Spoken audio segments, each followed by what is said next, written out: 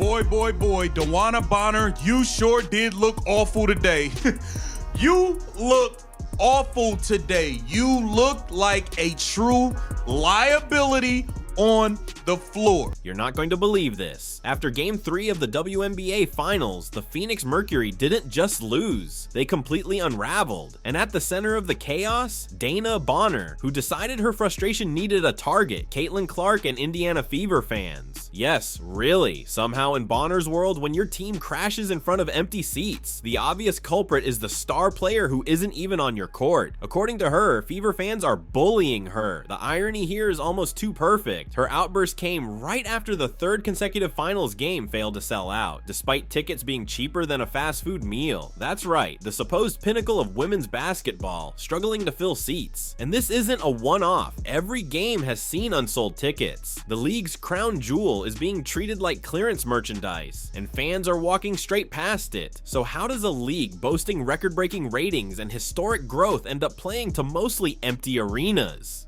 Drop your thoughts in the comments. Why do you think the finals have become such a mess? Las Vegas Aces versus the Phoenix Mercury. And I'm telling you right now, this is probably going to be one of the lowest rated WNBA finals in a mighty long time. The WNBA has spent the entire year patting itself on the back. Every press release, every ESPN headline, every interview with Angel has been shouting about historic growth and record-breaking success. But now that the finals have arrived, that shiny image is starting to crack. Ticket sales haven't just dipped, they've collapsed. The hype and momentum the league has been bragging about disappeared faster than Caitlin Clark blazing down the court past 3 defenders with no whistle in sight. Game 3 of the WNBA Finals, and news has broke that you can get into the game for tickets as low as $10. Yeah, no, oh no, your speakers on your laptop or your phone are working perfectly fine. You heard me loud and clear.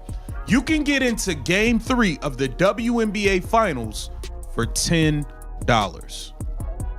This is crazy. This is absolutely insane. And let's be real, this isn't some obscure stat buried in a spreadsheet. We're talking Game 3 of the WNBA Finals in Phoenix. You'd expect fans to be lining up for the biggest showdown the league has to offer, right? Nope, not even close. The cheapest ticket, $10. Yes, 10. That's not a typo. For the price of a parking ticket, you could watch what's supposed to be the season's marquee game. Want a lower bowl seat, $25 courtside, right behind the bench, $90 second row, around $130. To put that into perspective, parking for a UFC fight in the same city costs more than a WNBA Finals ticket. Not to mention, we got none other than DeWanna Bonner, former Indiana Fever, quit the team herself in the talk and conversation of this WNBA Finals, and more importantly, her significant other, Alyssa Thomas, has found herself in some hot water as well, with not really speaking about the current state of the W. Now, here's where it gets either laugh out loud funny or painfully sad, depending on how you look at it. Just a week ago, during the Indiana Fever's game against the Aces, those very same seats were going for 5 to 10 times more. Courtside, $2,000 a ticket. Fast forward to the finals, and suddenly you can snag a front row spot for under $500. Behind the basket, maybe $300, and even those sections are barely selling. And we're not talking resale prices here. These are face value tickets. The WNBA can't even give away seats to its own championship game. You mean to tell me Caitlin Clark's signature Nike t-shirt costs more than these damn WNBA final tickets? And I'm here to tell you, oh yeah, they do. I mean, 4-time WNBA MVP Asia Wilson can't even get tickets up to $50. Bruh, this is bad. I mean, this is beyond bad. This just tells you the state of this damn league. And before anyone jumps in saying Phoenix fans just don't care, stop right there. This is a city that sells out everything: boxing, UFC, NBA, concerts, rodeos, you name it. The problem isn't Arizona. The problem is this finals matchup itself. Dana Bonner's Mercury may have fought their way to the championship, but outside the hardcore fans, the hype is completely missing. The casual audience, the crowd Caitlin Clark used to draw, checked out the second she wasn't on the floor. And that's the WNBA's biggest fear. When Caitlin Clark plays, tickets vanish within hours. Resale prices soar above $200. Every city she visits feels like a mini Super Bowl. But without her, the stands are empty, the energy is gone, and the league flatlines. The Clark effect wasn't just a bonus, it was the heartbeat of the WNBA. Remove her from the equation and the excitement disappears. We know the controversy that led up to this game is pretty much attached to Caitlyn's name.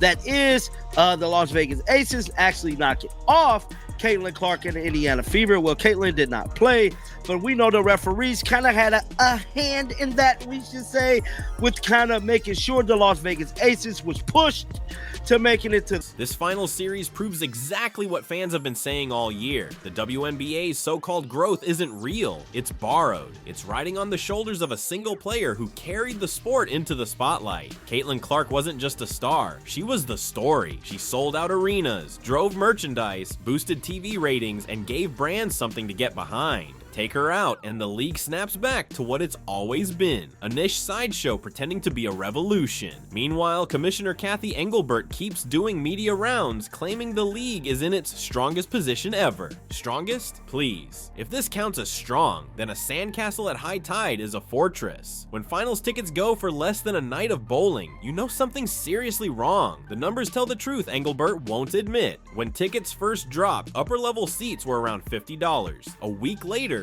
down 20%. By tip-off, you could grab a lower bowl seat for under $60. This isn't growth, it's desperation. Spend more money streaming the game at home than you do going and actually seeing it in person. This is wild. This is wild. $10 is crazy. It's a PR disaster of monumental proportions. You can't spend the entire season bragging about record-breaking growth and then fail to sell $10 tickets for your own championship. All the corporate deals, Nike partnerships, and flashy ad campaigns mean nothing when your arenas look half empty on national TV. You can't fake fans in seats. Either they show up or they don't. And right now, the scoreboard couldn't be clearer. They're not showing up. Part of the issue? The finals themselves. This matchup has all the excitement of a Tuesday morning staff meeting. No drama, no rivalry, no villain. Just Dana Bonner glaring at empty seats, blaming Caitlin Clark for her own irrelevance, and pretending she's part of some league-saving story. The Mercury play slow, predictable basketball, and the Aces aren't much better. The series is flat, forgettable, and wildly overhyped. Most unwatchable basketball product possible between the two teams left standing. Not to decimate it by injury, Kathy Engelbert really outdid it herself. Can't imagine why the world is calling for her resignation. Bonner's meltdown after Game 3 only made things worse. Instead of owning the embarrassment, she threw a fit, claiming the league had lost real fans because of the media's focus on Caitlin Clark. Translation, she's furious that once Clark wasn't on the floor, people stopped pretending to care about her team. It's classic insecurity dressed up as self-righteousness. Bonner has been in the league for over a decade, yet now she's blaming Clark for stealing the spotlight, as if success is a limited commodity. The irony? Without Clark, she wouldn't even have a finals to complain about. Even other players are quietly acknowledging it. This series lacks spark. The energy, the hype, the magic that surrounded the Indiana Fever earlier in the season has vanished. When Clark played, every game felt like a major event. Arenas buzzed with anticipation. Reporters scrambled for quotes, and fans lined up hours early to witness something historic. Now, the electricity is gone. These finals feel like someone forgot to switch the lights back on. Very, very bad. The face of the league, they want it to be her. And yeah, the plan really ain't planning right now, dog. Sure, part of the slump comes from Caitlin Clark sitting out, but the harsher truth runs deeper. This league has no clue how to handle its biggest star.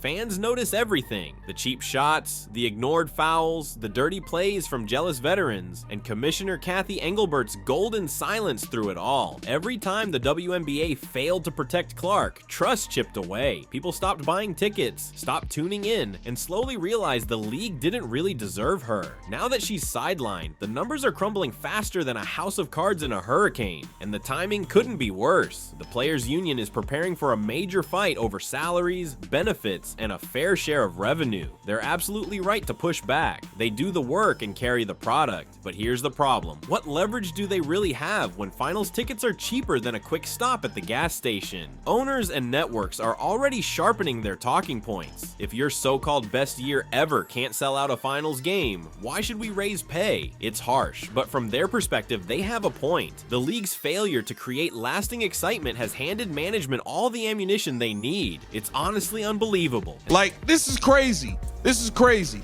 So, tickets as low as $10. That's cheaper than a $5 foot long. You can get a foot long from Subway with some Sun Chips and a Sprite for more, and that costs more than going to see Game 3 of the WNBA Finals. This is craziness. This is crazy. And that's the real tragedy. This isn't just hurting Dana Bonner or the Mercury, it's hitting everyone. The players working to grow the game, the fans who stuck through the rough years, and the league's future all take the hit. Empty seats mean less sponsor money, weaker broadcast deals, and a weaker hand at the bargaining table. Meanwhile, Kathy Engelbert is out there smiling in interviews, bragging about historic momentum like a politician reading from a teleprompter. If this counts as success, what does failure even look like? When your championship game resembles a clearance sale, no amount of spin can hide the truth. And Bonner, she's still throwing tantrums instead of taking responsibility. Instead of leading on the court, she's deflecting, blaming Caitlin Clark, the fans, the media, anyone but herself. It's the same tired cycle that has plagued the league for years. Ego over accountability, jealousy over excellence. The harsh reality, Caitlin Clark sells tickets, Dana Bonner sells excuses. Then social media steps in, and it's brutal. Twitter, Reddit, TikTok, they're roasting the WNBA with screenshots of finals ticket maps dotted with endless empty seats. Fans are calling it the cheapest championship in sports history. Memes highlight the silence in arenas, louder than the missed whistles when Clark gets fouled. On the surface, it's funny, but underneath is frustration. This isn't hate. It's disappointment from people who wanted the league to succeed and are watching it throw away its biggest chance. The truth is staring everyone in the face. The WNBA isn't listening. Fans aren't asking for miracles, just fairness, consistency, and a product worth their time. Real officiating, real rivalries, real promotion for players who actually move the needle. But the league seems allergic to authenticity. They chase optics instead of impact, image over substance. When Caitlin Clark delivered a national audience that leagues dream about, they didn't celebrate it. They suffocated it. They tried to contain her instead of elevating her. Now the finals look like scrimmages, and tickets are priced like vending machine snacks. It's tragicomic. The league calls this its most successful season ever, yet it's ending it in half-empty arenas, while Engelbert smiles for the cameras like everything's fine. If this trend continues, next year's finals might as well be in a high school gym with folding chairs and a bake sale outside. This disaster was entirely preventable. The league had it all. Caitlin's momentum, national buzz, new sponsors, bigger TV slots, and they blew it. They didn't nurture it. They exploited it. They rode her wave without understanding why it worked. Authenticity. Fans connected with Clark because she was real, passionate, competitive, and unfiltered. The league, by contrast, feels scripted and sanitized. For months, Engelbert toured the media circuit, taking credit for the boom. Viewership is up, merch is flying off shelves, she repeated in every interview. But strip away the PR, and it's the same old league with the same old problems. No coherent marketing, inconsistent officiating, stale presentation. They thought hype alone could carry them, but hype without heart collapses fast. Even players are noticing. Sophie Cunningham, Nafisa Collier, and others have hinted publicly that league leadership is out of touch. And what's the solution? More committees, more listening sessions. Translation, more meetings that accomplish nothing. Meanwhile, the clock is ticking. Fans are checking out, sponsors are hesitating, and the finals look like a ghost town. The WNBA doesn't need a PowerPoint on inclusion. It needs someone who understands entertainment. Everyone, players, analysts, even casual fans, knows the truth. People came for Caitlin Clark, not the WNBA logo. She broke records. She created buzz. Without her, these finals feel like the morning after a party that was never really finished. The lights are on, the music's gone, and everyone's just awkwardly waiting for someone to clean up. Even ESPN feels drained. The broadcast is lifeless, the commentary flat, and the cameras keep catching row after row of empty seats. How do you hype record growth when your arena looks like a rehearsal?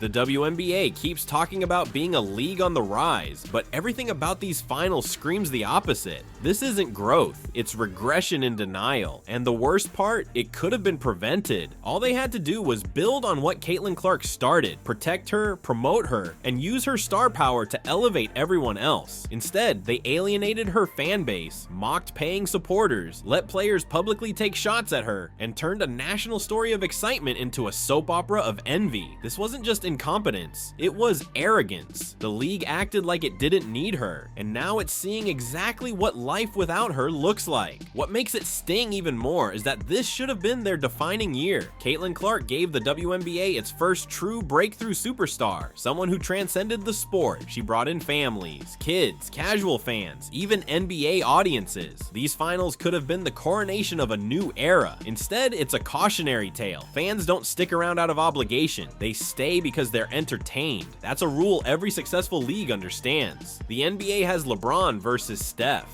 The NFL has Mahomes versus everyone. What does the WNBA have right now? Dana Bonner ranting about Caitlin Clark while half the fan base buys popcorn somewhere else. And so here we are, $10 finals tickets, empty seats, and a commissioner smiling for the cameras like everything's fine. The real story of this postseason isn't the championship, it's how few people actually care that it's happening. The visuals are embarrassing, the energy is dead, and the credibility gap keeps widening. If the WNBA wants to grow, it needs to stop preaching empowerment and start delivering excitement. Fans want something real, not something rehearsed. They don't want another social initiative or brand partnership. They want great basketball with players who inspire them. Caitlin Clark gave them that. Until the league learns from her example, every finals will look emptier than the last. Fans have made their choice. They've stopped buying the hype and started voting with their wallets. The message is clear. No Caitlin, no crowd, no credibility. Drop your thoughts in the comments. Why do you think the finals have been a disaster? Like, subscribe, turn on notifications, and click the video on the screen. We'll see you in the next one.